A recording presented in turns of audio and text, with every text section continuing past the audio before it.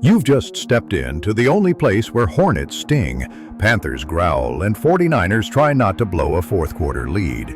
Welcome to the Buzz and Roar Show, hosted by a guy who loves sports named Ethan. We're talking Queen City sports with just the right amount of bias and way too much caffeine. Let's get it going.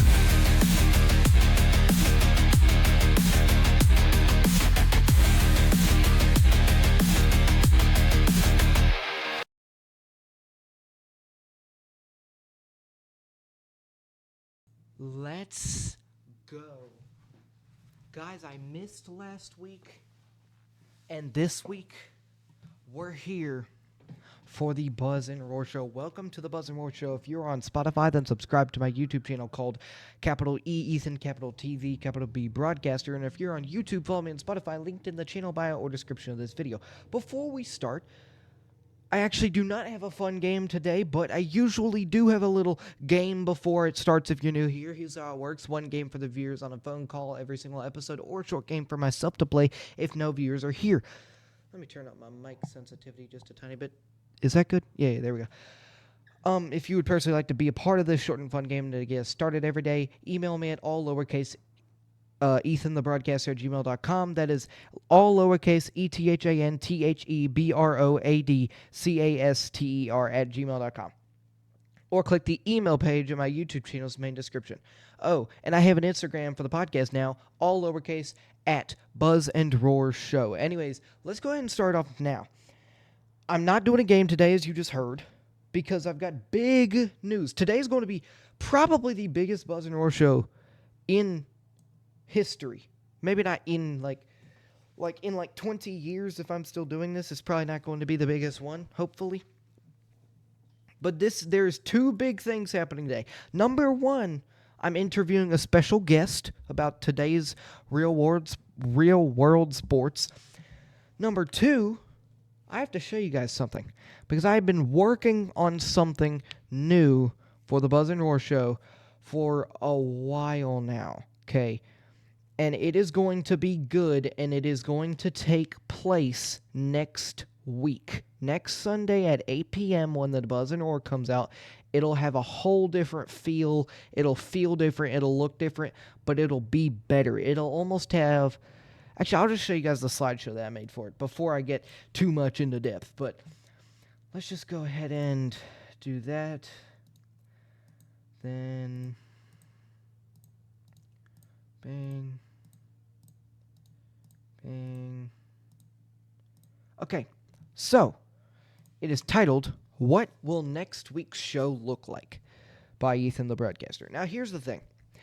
It really is going to look different, but I don't want you guys to think that this is a big change. It is a big change, like a huge change for the Buzz and Roar Show.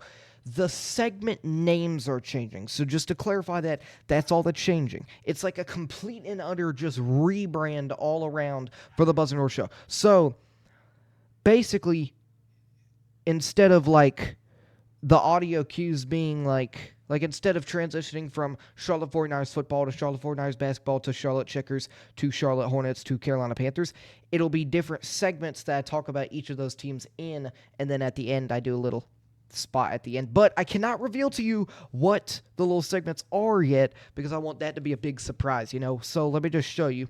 It's a completely new concept. Different segments won't just be team names for each segment, but I'll talk about the team names inside of each segment.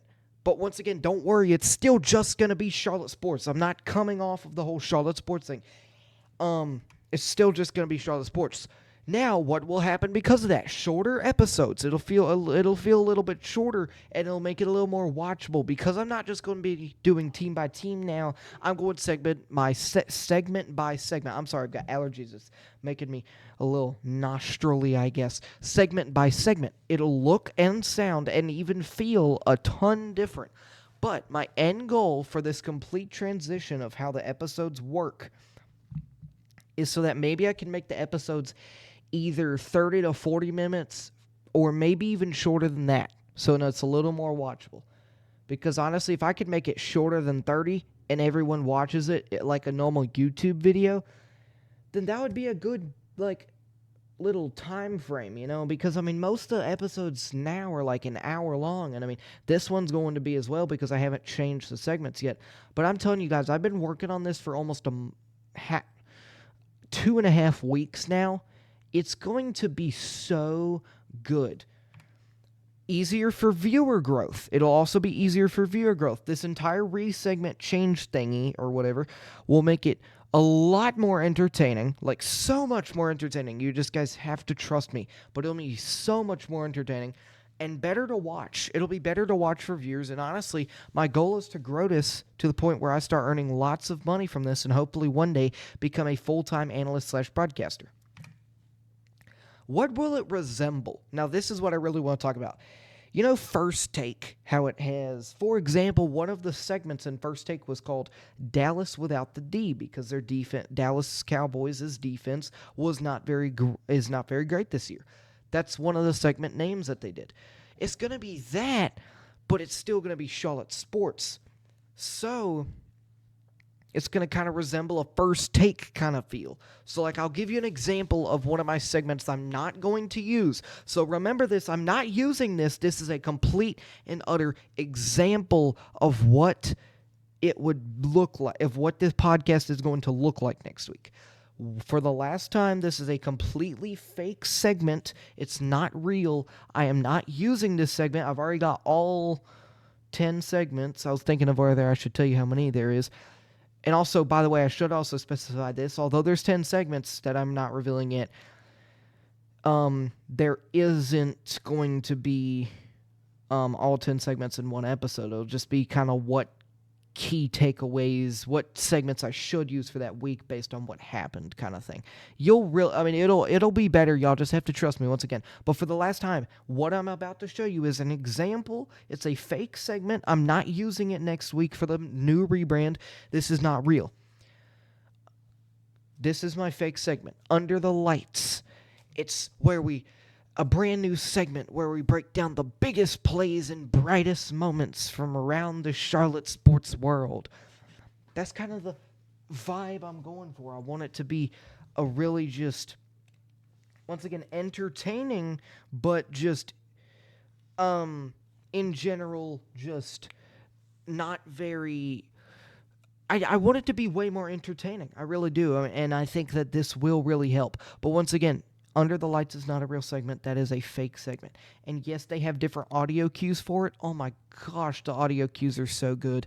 And the images too. The images, I'm still working on the images. In fact, that's the only thing I'm working on right now. And then I have to organize them so that I can just really know where to click the stuff. But I promise y'all, it is going to be great. So that's it. Once again, it's going to kind of look like Under the Lights a bit, where we But let me also specify what I meant by I'm talking about all of them in it. So it says, we're breaking down the biggest moments from around the Charlotte sports world. Well, it would basically be, if I was doing Under the Lights for that day, I wouldn't just talk about one team for that segment, but I would take about 5 to 10 minutes to show you the biggest plays and really analyze the biggest plays from all 5 or 6 of the Charlotte teams that I cover from that week. One thing that I didn't add on here, I just said, all right, let's go at the end there. One thing that I didn't add here is that this will also make it a whole lot, let me move it, see, all right, let's go. But this will also make it a whole lot, how do I say this? One thing that I didn't mention, gosh, I lost my thinking. I was gonna say something actually really important. That's funny. I can't think. Yeah, no, I really can't think. Oh yeah. It's going to let me add more teams. So instead of just Charlotte 49ers football, Charlotte 49ers basketball, Charlotte Checkers, Carolina Panthers, Charlotte Hornets, maybe I can add Charlotte FC soccer. Maybe I can add back the Charlotte Knights just during the offseason. I can talk about some of their news if we have it. And honestly, in the end, I think there's a chance I might literally... I'm not changing the name, I can assure you of that, but I think that in the end, I think I'm going to be changing just the whole scheme of it. Just everything that you can think of is going to look different except for the name and the person in it. And honestly, my goal for this podcast by the end of the year is crazy. I hope that number one, I start making money from it. Number two, I have over 100 viewers listening every week, maybe even 1,000, over 1,000 viewers every week. 1,000 would be great. And number three, I hope that I have a full-time guest next to me every single week, so it's not just me talking, but it's a full-time guest to record it with me. So, I mean, really, I mean, that's the goal. That's the main goal. But let's go ahead and talk about some Charlotte 49ers football. And let's just go and get right into this episode, the final episode where it looks like it does right now. I promise you guys it's going to be better. I get it seems kind of crazy like I'm doing this. Oh, this is such a terrible idea. No, it's not. I promise you it's such a good idea. You just have to trust me. So, real quickly, before I start, I mean, I'm starting Charlotte 49ers football. I'm just saying before I start the film study, which I just learned how to do, and that'll be so much fun. Last week we played North Texas. Charlotte was dominating. They weren't dominating necessarily, but North Texas was 7-1. Charlotte was at home competing. They were competing with North Texas. What do I mean by that, you may ask? Well, it was 17-17 at half, 27-20 at the end of the third. I turned off the football game for the fourth quarter because I was just like, okay, it's over. It's 27-20. I mean, somebody's going to win. I had to do something. It was 27-20 at the end of the third. And daggone Drew Mestmaker, the quarterback, throws 400 yards, 3 touchdowns, and a pick for North Texas and scores 27 points for North Texas. Of course, Charlotte had their bye week last week. That's why I'm not talking about last week, but that was their bye week. I mean, it is crazy how they really just in general had the ability to do that. How my brain cannot comprehend how that happened, honestly. It just really can't. And there's really not anything else to say besides that. A little secret is I'm trying to get a mainly college football analyst to come on to the show and try and really just talk about the 49ers with me. But, I mean, this is just, I mean, it is an unbelievable season. It really is. It's an unbelievable season. It is a terrible season. I mean, I predicted them to go 6-6 at the beginning of the year, and we really should have. We really should have. We should have gone 6-6, but no, for some reason, we can't win a football game. And I don't know why. I really don't. But we cannot win a football game for nothing. So, let's go and do some film study, because honestly, there's not much else to do besides that. So let me just go over here. Yeah. All right. I forgot what notes I had. Oh, you can't. I don't like when you guys are able to see that. Okay, so 325. I'm writing them down now too. Oh, this is the big bomb at the beginning of the game that happened. I don't know how in the world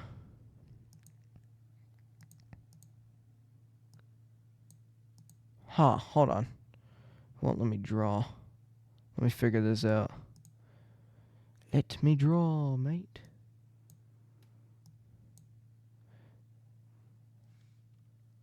$3.25. It really won't.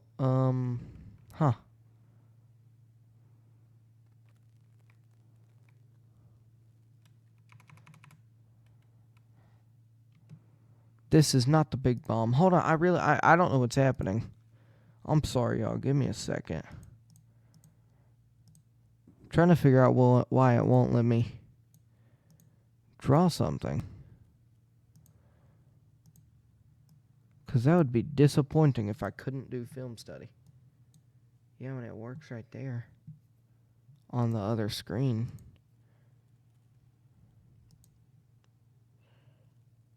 Why does it work on that screen? Can I just like bring this over and then oh yeah. That's annoying, but okay. I mean, I'll whatever.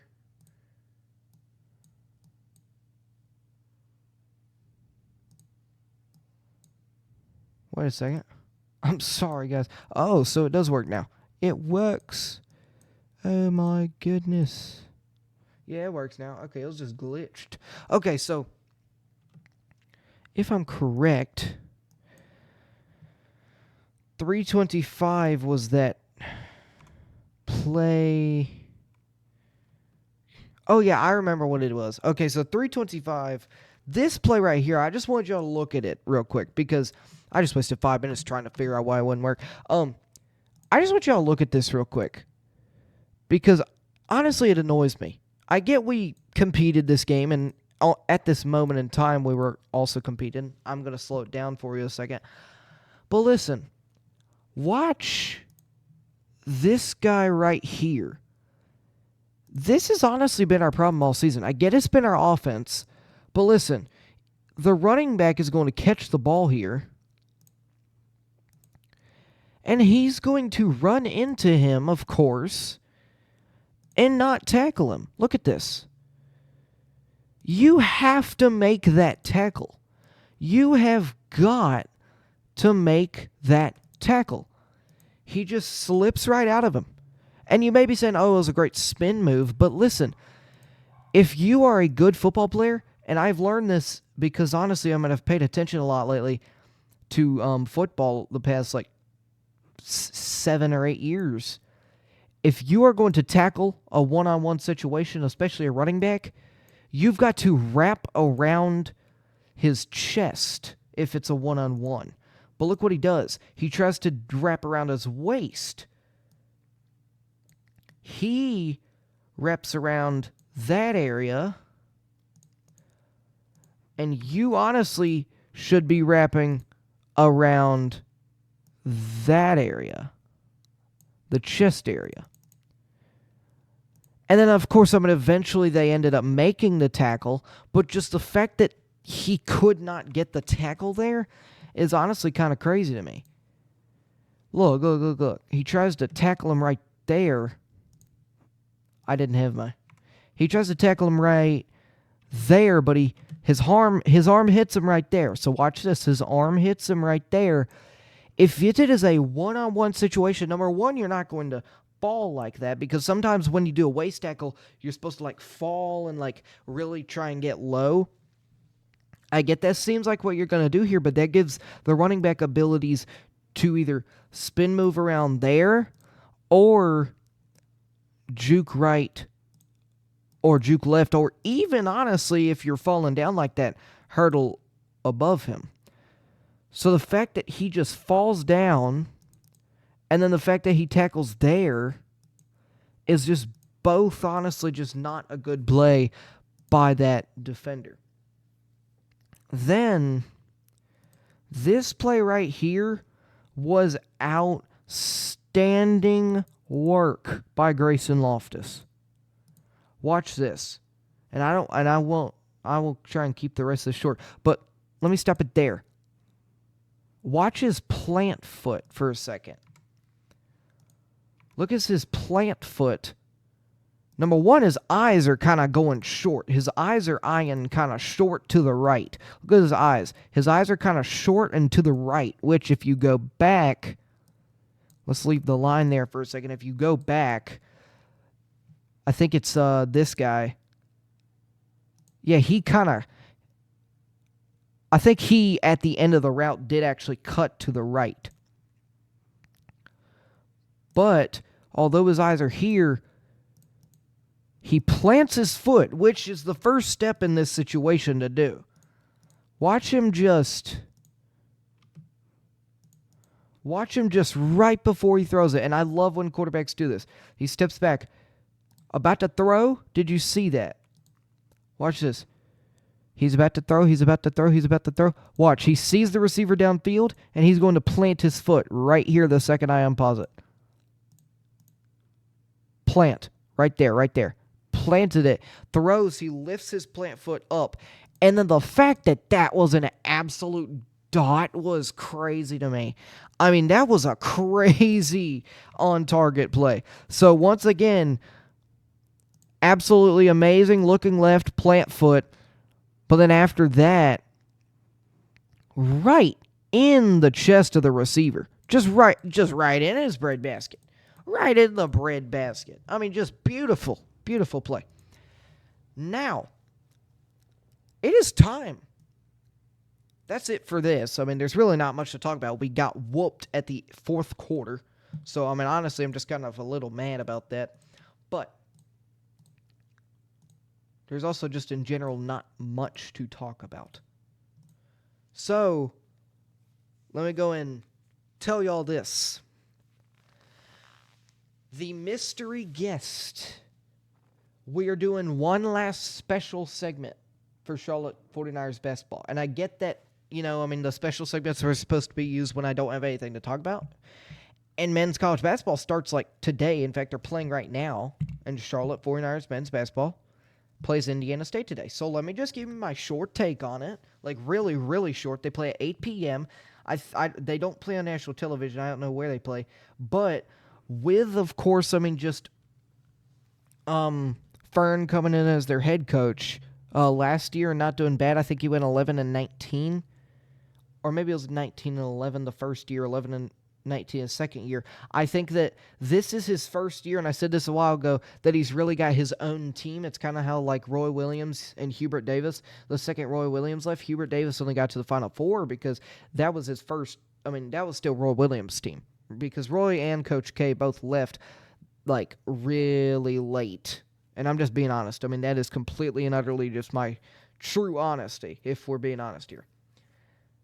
It's kind of that same situation. The last coach, that was still his team. That's where Aaron Fern went 19-11. Then he fell down all the way to 11-19. This year, I think he's going to do a lot better because this year is his first year where he kind of knows what's going on a little. And I also think that Raul Villar, number 44, the guard, you've got to watch out for him. And then the tall guy, Anton Bonke.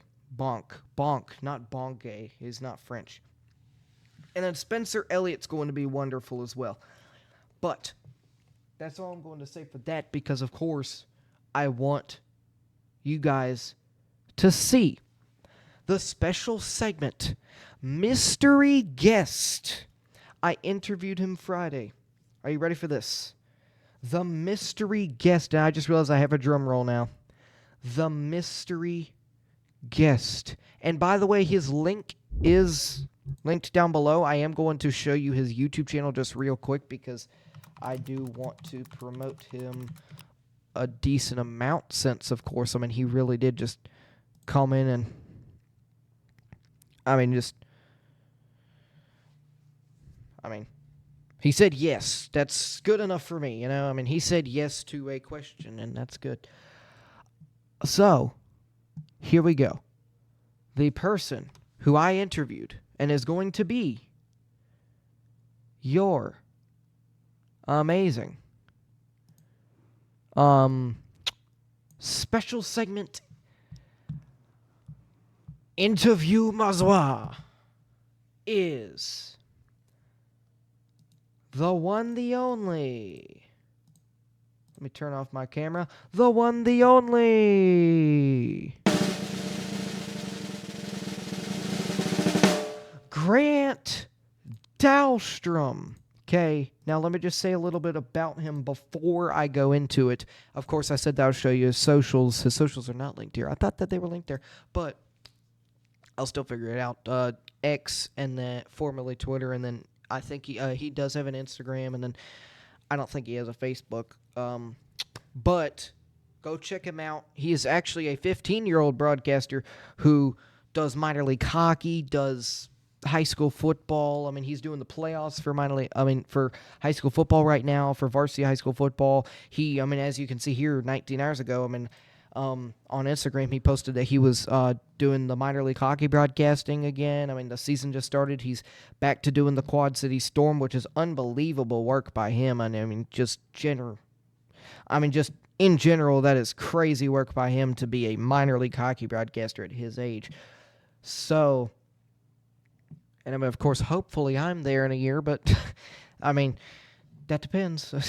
But I've been talking to him for like a couple months now, and it was before I even started my podcast, before I even started the YouTube channel, the Ethan the Broadcaster YouTube channel. I mean, I was talking to him, asking him questions about, hey, how could I become a broadcaster? And he said make a YouTube channel like he did, because that's how his now boss on minor league hockey found him. And I mean, that is very impressive, honestly. And so, thank you, Grant, for coming on to this wonderful interview. Of course, this was my first interview, so I was a little nervous. That's why it may seem a little bit awkward at first. I got used to it by the end, though. I was a little nervous, though. And it was my first time ever meeting Grant. I'm going to hit the music cue now for both things, because I'm editing the interview in. I interviewed him Friday, so real quickly, I get the World Series has ended, because we did talk about the World Series in this, because this is not Charlotte sports that we talked about. We did talk about that a little bit, but we talked about it in general. So, for the record, we are going to be, it is a little bit delayed, because, I mean, of course, he had... he could do it Friday, and so I just told him, okay, that's great. And so it was a 3-2 series in the World Series by then, and so, yeah. I had to just let him do it Friday, and then bang, and then all worked out. And the Dodgers won the World Series in an epic game. I stayed up till 12 a.m. to that. Anyways, that is why it seems like we're talking about beforehand, which we are. You can see our predictions on it, but... I mean, I guess we can just go ahead and go. Let's go. Let's go. Let's do another drum roll just for the fun of it. Oh. Cue the dramatic music we don't have, because it's time for a special segment where Ethan does stuff like games. Most likely reason is because Ethan cannot find anything related to this team to talk about today. So, let's go.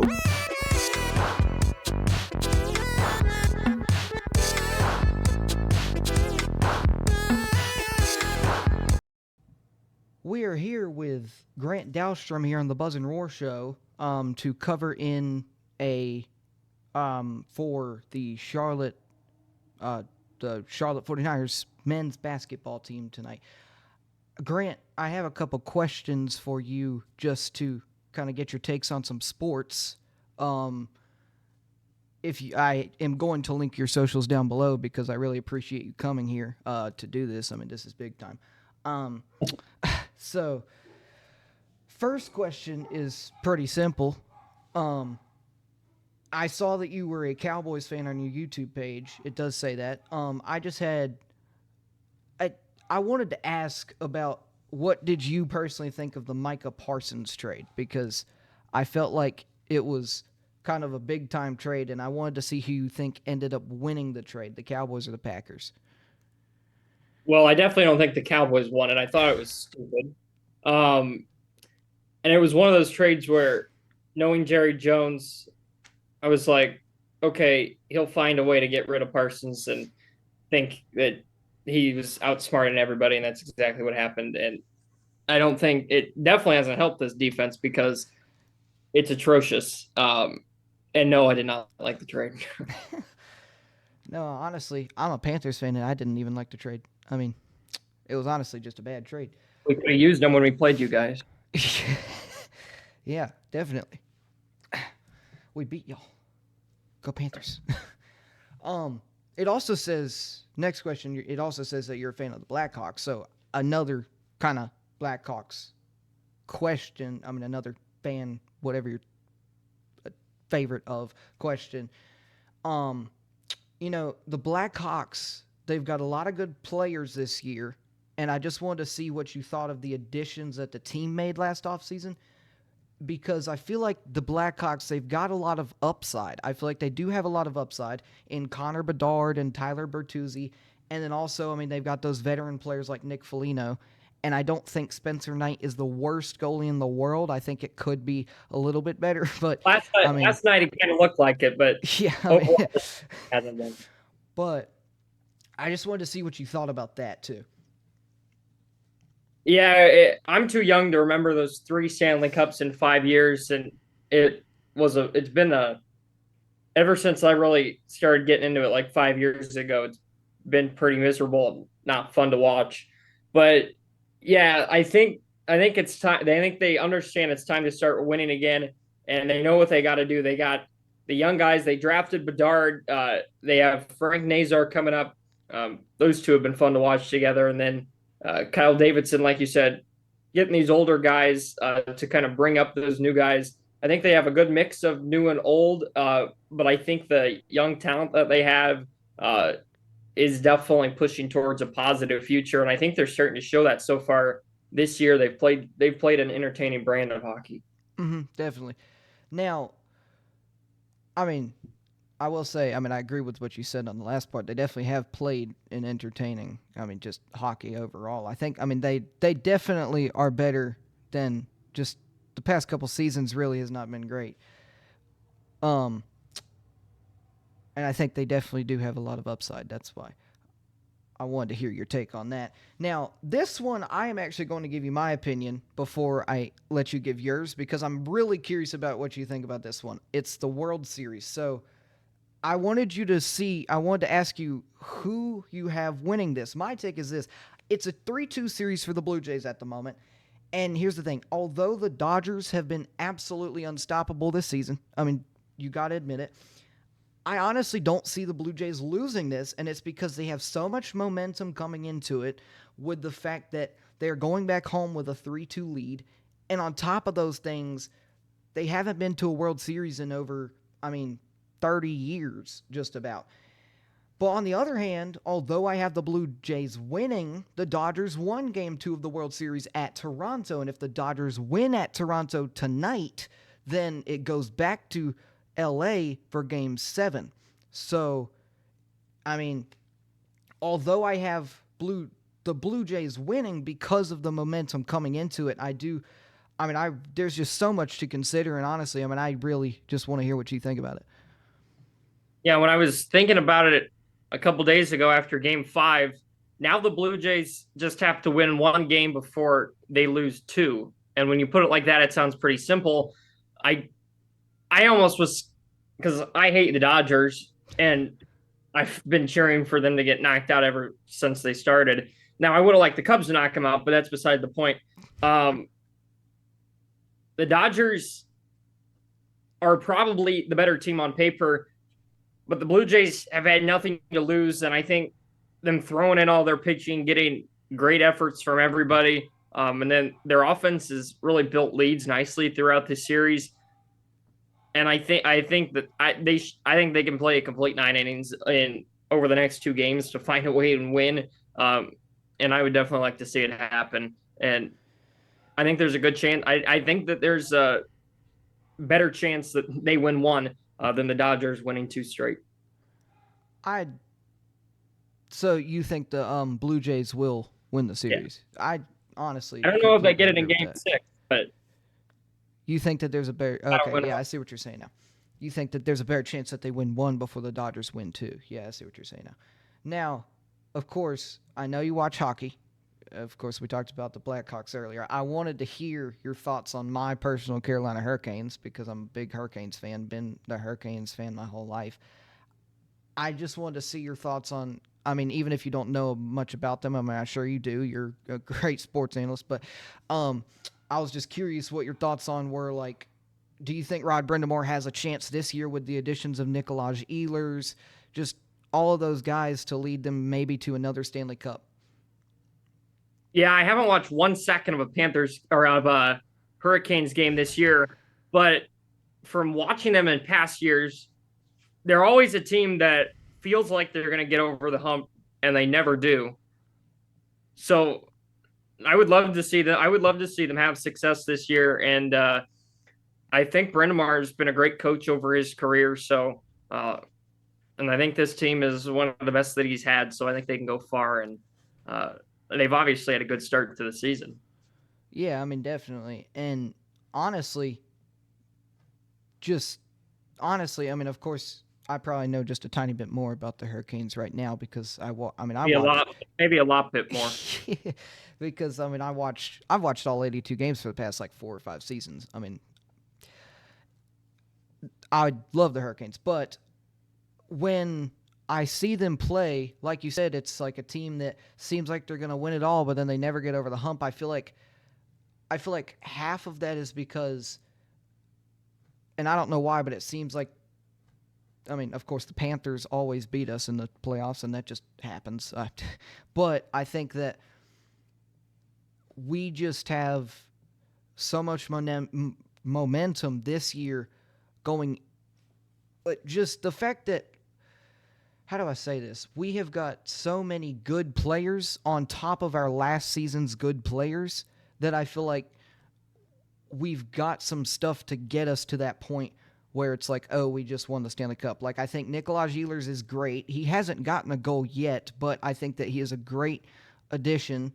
And I think that, I mean, of course, I think Keandre Miller, he's great as well. Now, right at this second, if I gave my opinion on them, I think that they're not that greatly built because I think 3 defensemen starting, Keandre Miller, Jacob Slavin, and one more is injured, and then Seth Jarvis just got injured last night. So our team is really shooken up at the moment. But I think that we definitely have a chance to go far when they get healthy. Now, I wanted to ask a couple of Charlotte sports takes again, or because this is a Charlotte sports podcast, and I had to ask some questions about the Charlotte Hornets and Carolina Panthers.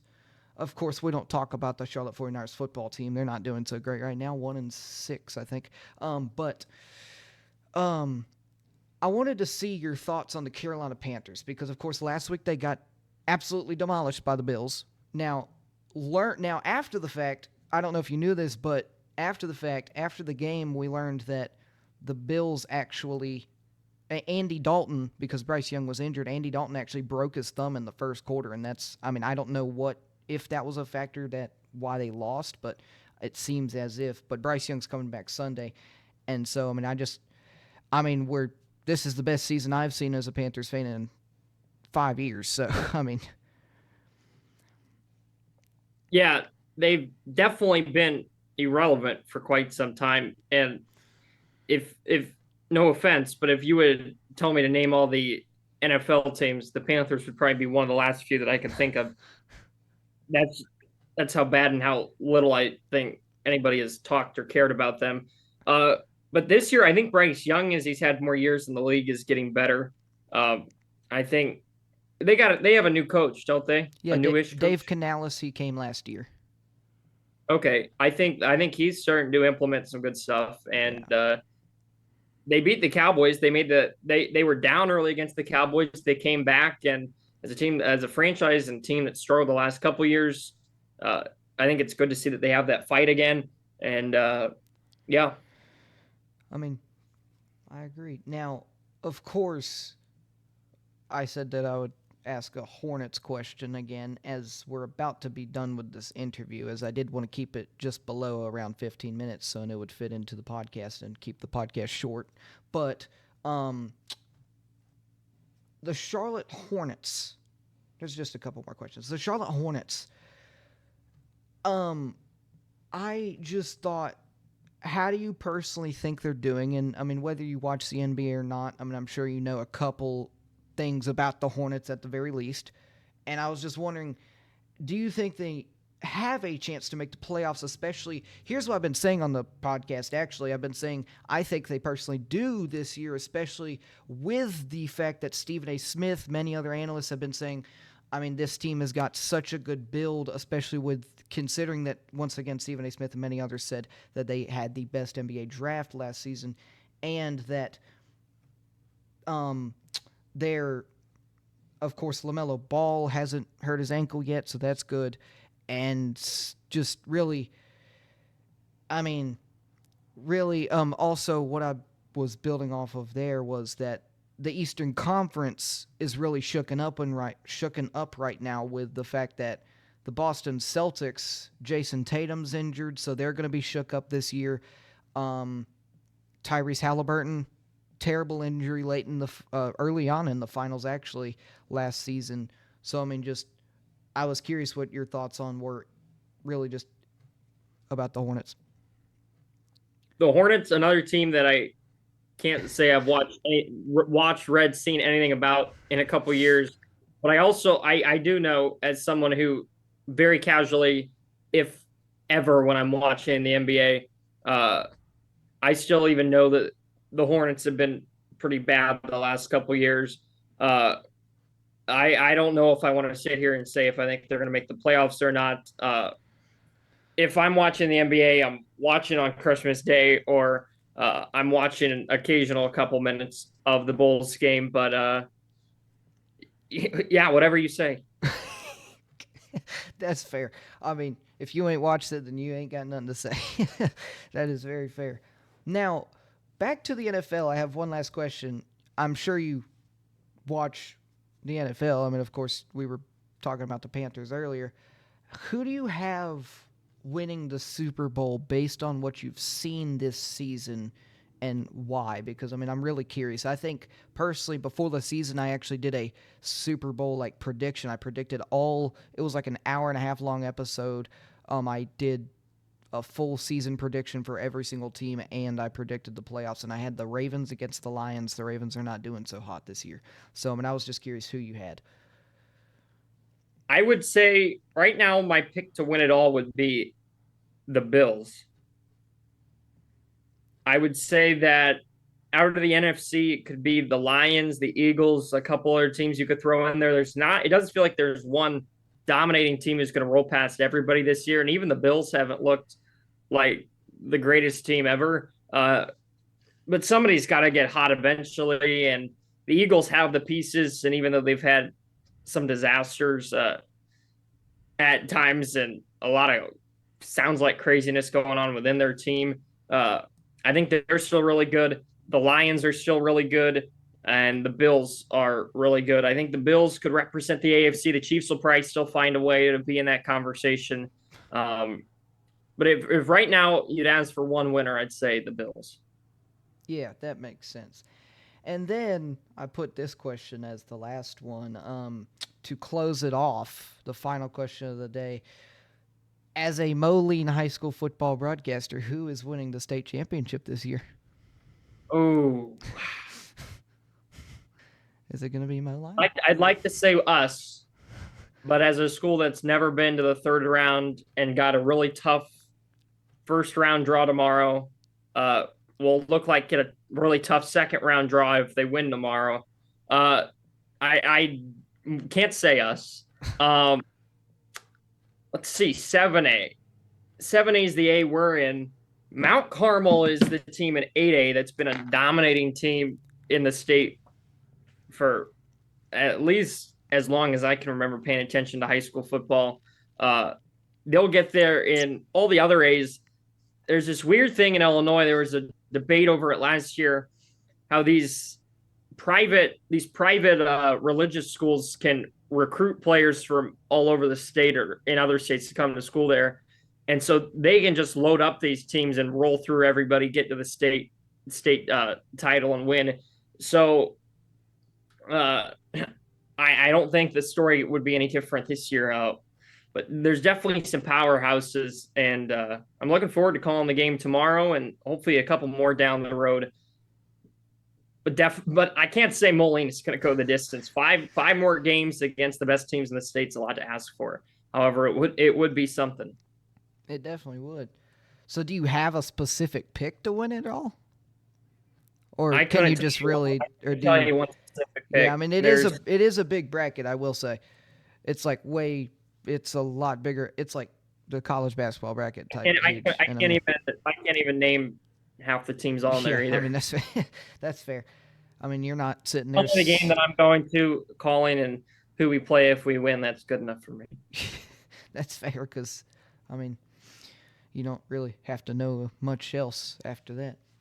Well, thank you so much for joining the podcast. Hope to see you again sometime later in the future. I mean, of course, that would be great. Once again, I will link your socials in the description: YouTube, maybe Twitter, Instagram, whatever. Whatever's in your YouTube bio, I'll probably just link. That's easiest. And so thank you so much. And I guess, I guess I gotta say this because we're going to the next segment. Let's go to the next segment. Hit the audio button. The 49ers finished throwing down dunks. Now we throw down some gloves. Because it's time for the Charlotte Checkers to punch people in the face on ice.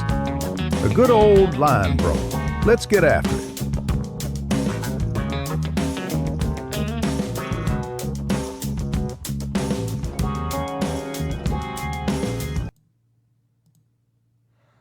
Once again, thank you very much, Grant Dahlstrom, for just coming onto the show. I really appreciate it. That is the end of that interview. Now we can jump straight into Charlotte Checkers hockey, okay? I mean, of course, that's actually a pretty good flow moment. I didn't notice that, but I mean, Grant Dahlstrom does hockey. Oh, we're going to minor league AHL, Charlotte Checkers hockey. You know, fun fact, I actually tried to get the Charlotte Checkers on an interview. They said that they legally cannot, or not legally, but they try to be really precise with who they interview because blah, blah, blah. But that's actually a fun fact I did not know until I asked. But Charlotte Checkers hockey. There's not much to talk about, but I will say we started off the year. I think it's 1, 2, 3, 4, and 1, 2, 3, 4, 5. 4 and 5. We started off the year 4 and 5 in our first 9 games. On Friday, November the 7th, and Saturday, November the 8th, at 7 p.m. and 6 p.m., we have 2 games on Flow Hockey against the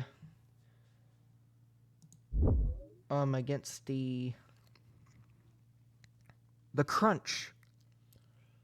And so against the Syracuse Crunch. And I do think that if we can, okay, so starting off 4 and 5 is not what you want necessarily, but it's not a bad thing. Because, I mean, honestly, 4 and 5 is not a bad record to start off. And, that's just not bad in general to start off once again. And so 4 and 5, not bad. But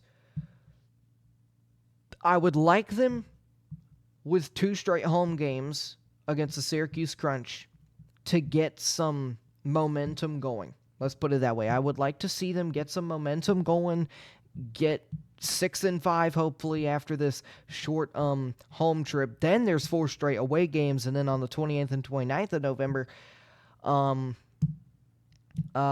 we play the Leafs affiliate at 4 p.m. both times back at home. There's 4 straight away games after these 2 home games that we're playing against the Syracuse Crunch.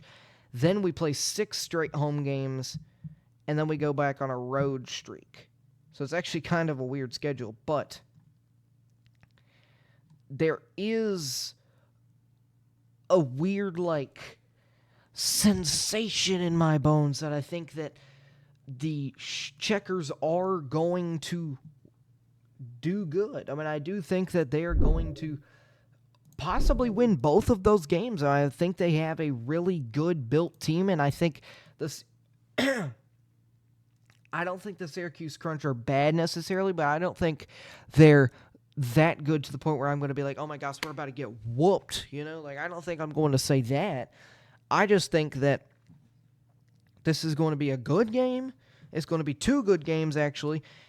And I guess we're just going to have to see what happens because, it really is going to be a really good game. So, let's go ahead and do the quick film study thing. And then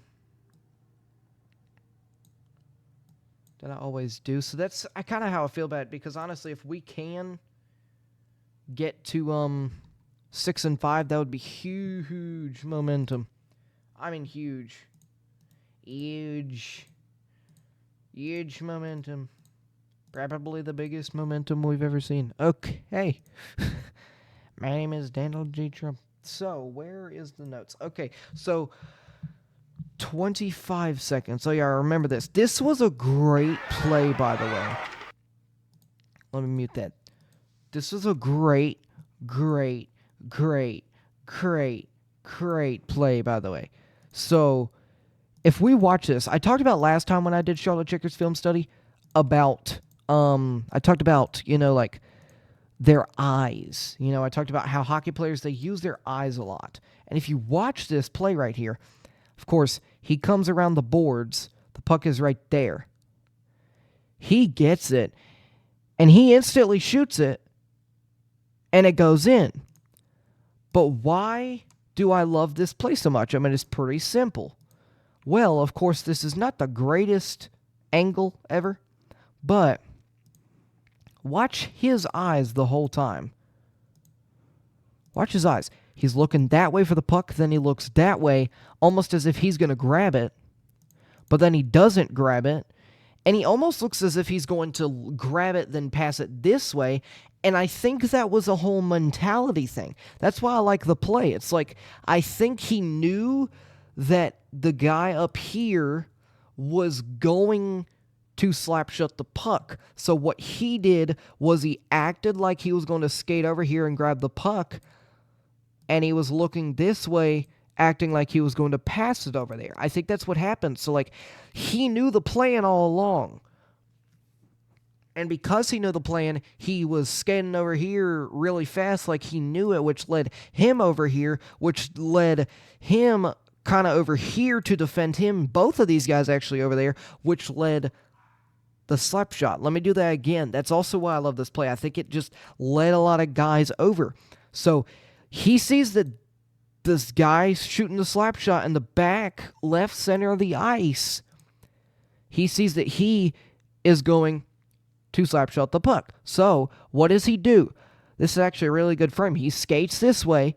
He uses his eyes and looks this way. What does his eyes do? Of course, I was talking about his eyes a minute ago. What does looking this way with his eyes just do like that? What does it do like that? Right off the bat, okay, so because he's getting the puck, this has nothing to do with his eyes to lead 27 over there. So look, he leads 27 over there with his, skates, which then leads 27 over there, but what happens with his eyes? Okay, of course, he's skating over there, which leads 27 over there, but you got to get this guy and this guy away for a wide-open slap shot, and it's screened. So you got to get those two guys away. So what does he do? He looks this way as if he's going to pass it. Both these guys come crashing in. Then the slap shot comes in, a wide-open slap shot. I think it was more so a top left slap shot. I forgot. But look, so watch the play. Of course, I was talking about him a minute ago. Watch the play. He's going to skate over here. So will he. Then he's looking over here as if he's going to pass this. So both these guys are going to come that way. Watch. They're both coming this way. He is coming to the right a little, but did you see that little shimmy at the beginning? So look at 38. He kind of comes left and kind of stops there, but then comes right after that guy already got the puck and shot it. So the puck was already shot after the 38 started to move towards the puck. So in general, both those guys were led over there, and honestly, that was just a great play by the Checkers, once again, to use their eyes. This was the fight. That was a really cool fight. I mean, honestly, awesome. But then, of course, this is the next play I wanted to show y'all. If it'll load. I have it on slow-mo. Okay, here it is. This is also another situation where you're using your eyes a lot. So watch. He skates in, comes left. Okay, let's watch. Actually, let's just watch the play first. In fact, let's restart the entire play. Of course, So look, he comes in, cuts back left, looks left, and then comes in and shoots it. Once again, hockey players, they use their eyes so much. Now, of course, that didn't result in a goal, but I just wanted to talk about how I like how he used his eyes. Once again, it didn't go in the net, but I just wanted to talk about how I once again liked how he used his eyes here. Watch this. Let's stop it there. When he does a little toe drag right there, he moves his eyes towards 29. What does 9, who is supposed to be covering 29, do when he sees his eyes go over there? What does he do? When he sees his eyes go over there, almost as if he's about to pass it, what does 9 do? He comes crashing into the puck trying to deflect it. In fact, I think it was like about that. That was his path. And of course, he's skating back, so he has really no plans of coming to 29. But just because 47, I think, looked over there, 9 comes in, he starts coming back, which then leads 29 to be open. But does that have anything to do with it? No, because look, he can't pass him the puck. So what does he do here? He cuts in with his skates, cuts in between those two sticks with his skates, puts it on his forehand, right there, and then takes the shot. And when he takes the shot, it almost looks like he was once again looking almost... Look at him take that one last glance. So he looks forward right there, but once he sees that he's got a short little one-on-one with the goalie, look what he does to confuse the goalie. He takes a quick little glance back. It's real short, but he takes a quick little glance back just to lead the goalie's eyes over there, but then back over here almost to confuse him, if that makes sense. And I know a lot about goalies. If you confuse him for even a second... And I get that's what they train, but if you confuse them for even a second, you've got a chance. Even a millisecond, because goalies have such good reaction times, it's unbelievable. If you confuse them for even a millisecond, you have got a great chance of scoring. And I mean a wonderful chance of scoring. So look, he took that little glance. It leads his eyes over here, but then he cuts back his eyes right here after a split second. Look, he cuts back his eyes right here, down. 29's, of course, calling for the puck. He was calling for the puck that whole play. He's like, oh my gosh, pass the puck, I'm wide open. Of course, I mean, that makes sense. But, and then he just puts it on his forehand and shoots the puck. And it actually goes off. Let me draw this. It actually deflects off and up. And not over the net, actually. It does deflect right there, though. And so, great read by the goalie, but honestly, great way to even have that chance by Charlotte, just to even really just have that chance and just get that opportunity on the net by Charlotte. Just a great play there. Then, actually, that's it. Let's go to the Charlotte Hornets and then the Carolina Panthers, and we'll be done, and then I get to eat. I'm very hungry, so let's try and hurry up a little. Let's go. Sticking with Charlotte sports, let's jump over to the Hornets and see what's going on with them in the NBA world.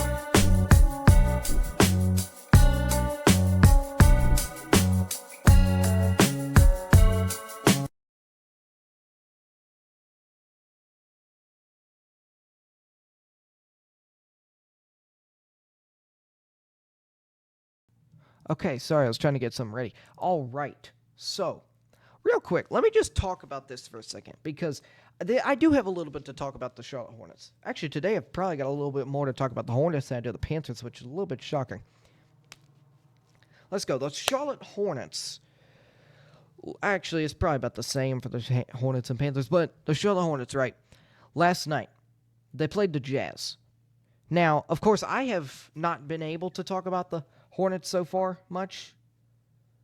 The Hornets regular season much so far. But, you know what is very impressive to me? It's very impressive that the Charlotte Hornets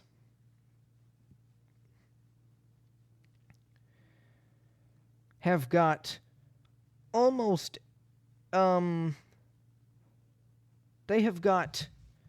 played the Jazz yesterday. I'm sorry, I was trying to pull something up. They played the Jazz yesterday.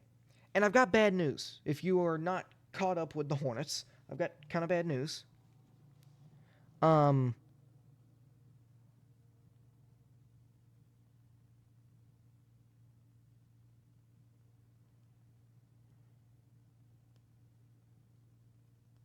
Give me a second. Hold on.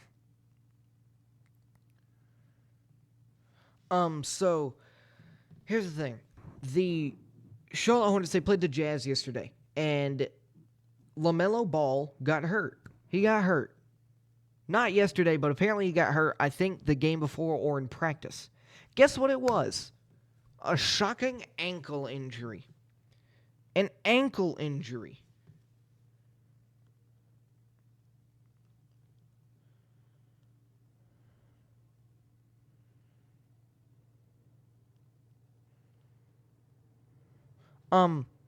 What a shocker. An ankle injury. Literally, like, the most shocking thing ever. Isn't that so shocking? An ankle injury. Isn't that so shocking? Just an ankle injury is the most shocking thing ever. No, it's really not. The Charlotte Hornets, LaMelo Ball gets anchored. His ankle gets injured. Now, by the way, my food is actually done, so I'm going to really quickly hurry up for the last 2 segments. Just give me grace. I really do want to eat, and I do not want it to get cold. So, though, food is more important than the podcast. Right? I think so. Anyways, so I am just going to be talking about it, but skipping the study films for the next 2. Okay. So, of course, the regular season start has not been bad. We're 3-3 to start. 3-4 to start. We're 11th in the Eastern Conference, and we honestly have not shown much bad play. We have played pretty good.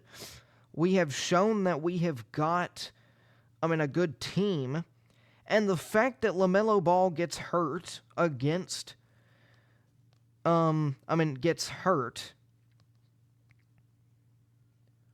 The fact that LaMelo Ball gets hurt with an ankle injury, and he will be back next game, just to confirm, he is not injured anymore. Actually, I do not know, but he's a game-time decision for tomorrow against the 0-6 Pelicans. But we played great yesterday. And I talked about before the season about, hey, this season I want to be a little bit less focused on LaMelo Ball. And I've heard Charles Lee say that too. And the fact that we actually won a game against a Jazz team who really isn't that bad is crazy to me. That is wild to me. And honestly, that makes me excited because that shows that we are not a terrible team without LaMelo. Of course, LaMelo makes us so good. But if we put our thoughts away from LaMelo for a second, if we just restarted, and now honestly, if we just think about the future here, if LaMelo keeps getting injured, I would trade him. Okay, and again, I'm talking about some big things for a win of a game, and this is crazy. But if LaMelo keeps getting injured, I think we should trade him. It showed yesterday, and I would like to see a couple more performances without LaMelo so we can really see, and maybe against a little bit better of a team. But we competed with the Jazz without LaMelo. That has never happened. I don't care how bad the team is. We always lose against whoever it was. Remember when the Pistons were on that terrible losing streak a couple years back? We lost to the Pistons without LaMelo. We lost to the Pistons. I think it was after their losing streak, but we did lose to the Pistons. Here's the thing. We cannot focus as much as we have been with LaMelo because it really is setting us back. It's such a repetitive cycle, it's unbelievable. And honestly, if we don't stop focusing everything on LaMelo, I don't think our season's going to go well. And I've kind of noticed that because the first couple games, although we won and although we played well, we're 3-4 right now. I think we haven't played many great and wonderful teams. And honestly, I think we probably should be, I think we should honestly have won a lot more so far. We beat the Nets, we lost to the 76ers, beat the Wizards, lost to the Heat, lost to the Magic, lost to the Timberwolves, then beat the Jazz. So we beat the bad teams and lost to the good teams, which is fair, but once again, if we are going to compete this year, you cannot lose to anybody, really. I mean, you've got to compete with everybody, and we got whooped in those games. It's not like a 10-point loss. Like, we got whooped in every one of those games. So, I mean, yeah, I do think that we just need to focus still around LaMelo. Of course, I mean, he is going to be our focus this year, but I think we should just focus a little less and also just circle our thoughts back on winning. Just winning. No, nothing to do with the future right now, because I feel like we are in the future. I think this year could be a great year for us if we just focus on the now and not the future. Anyways, let's quickly do the Panthers, and then we will be done. And to wrap it all up, we'll trade the hardwood for the turf and check in on the Carolina Panthers, because there's always something to talk about in the NFL.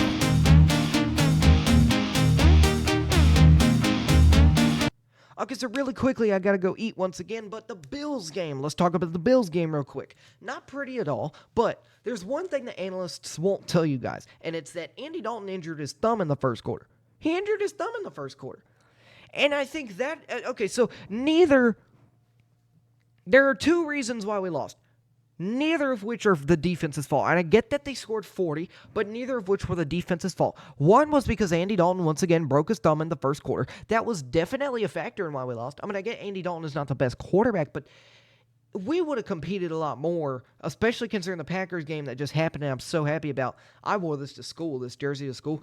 But, I mean, that's how happy I am. But we have honestly just been so bad during that Bills game. It wasn't the defense's fault. And I get that sounds crazy. We allowed 40 points, whatever. We would have competed if Andy Dalton didn't break his thumb. And honestly, if Andy Dalton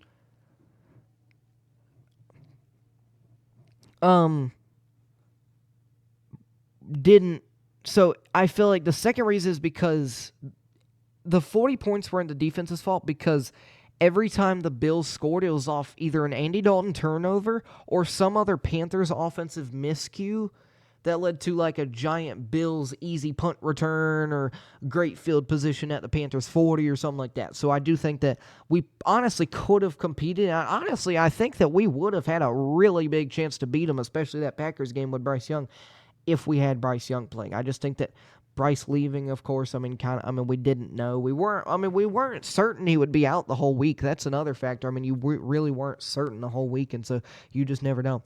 Then the Packers game, our defense played outstanding, and honestly, this Packers game, because I've heard a lot of people on Instagram, stuff like that, say, oh, it's the Packers, they beat the Packers, whatever. This Packers game is not just any other team, okay, guys? We played them with it being on the road, which under the Dave Tepper era, we are historically bad at beating teams on the road. It was so windy, and also the Packers are the number one team in the NFC before this game, and they had absolutely insane-looking jerseys, those little leather helmet jerseys. That was cool, too. But, I'll do it real quick. The thing that I was going to do, not the film study, but the Carolina Panthers, right? This is crazy. I was thinking about this earlier. They're 5-4, second in the NFC South right now. They play the Saints, the Falcons, the Niners on Monday Night Primetime, then the Rams to cap off the next 4 weeks. The Saints and the Falcons, the Saints are 1-8, and the Falcons we have already beaten by 30, and they're 3-5. We should very well beat both of those if we play like the Packers game. So that would make us 7-4 going into Monday Night Primetime against the 49ers. Now, here's the thing about Monday Night Primetime against the 49ers. We will probably split the series with the 49ers and the Rams. Let's be real here. We'll probably split the series between the Niners and the Rams. So let's say we lose the Niners game, beat the Rams. That makes us 8-5 going into the bye week. Then the Saints again, let's say we beat them again. That makes us 9-5. Then the Bucks. Let's say we split both Bucks game. That would make us 10-6. Then the Seahawks game. the Seahawks are really good, but we did just beat the Packers, and if we do beat the Rams or even the 49ers, that would be crazy too. We could have a chance to either be 10-7 or 9-8. And I am so excited about it. Or we could absolutely flunk the rest of the season. That's also what I'm a little worried about. But there's either a chance to flunk the rest of the season and go like 8-9 or 7-9 or something like that. 7-10 or something like that. Or we could really be number one in the NFC South, make the playoffs, blah, blah, blah. I could be going screaming on the Buzz and Roar show, screaming at the house. 10-7 or 9-8 season. That would be unbelievable, but I think that honestly just our schedule coming up, they said that we had one of the toughest schedules, but we really don't have that tough of a schedule if you really think about it. Because we always seem to beat either one of the two teams, the Bucks. We always seem to beat the Bucks one of the two times. So we really should end up with a winning record if we keep consistency going. Anyways, thanks for hanging out on the Buzz and Roar Show. If you want more sports stuff from Charlotte to anywhere else that throws a ball, check out my YouTube channel, capital E, Ethan, capital T, the capital B broadcaster. And hey, if you're already watching this on YouTube, welcome. If you're in the right place. If you're listening somewhere else like Spotify, go and hit subscribe on YouTube too. It's like the same thing, but with more visuals and less background noise. Hit subscribe so you don't miss out, or don't. I'm not your boss. See you next time on the Buzz and Roar Show. By the way, one last time, thank you for great Dahlstrom. And by the way, coming onto the show, and one more time also, next week's episode will look so much different, and I'm very excited for it. Let's go. Thanks for listening to Buzz and Roar. We talk about sports, all kinds of sports. If you like the show, hit subscribe or follow. We'll be back soon with more stuff to share. Thanks again, and see you next time.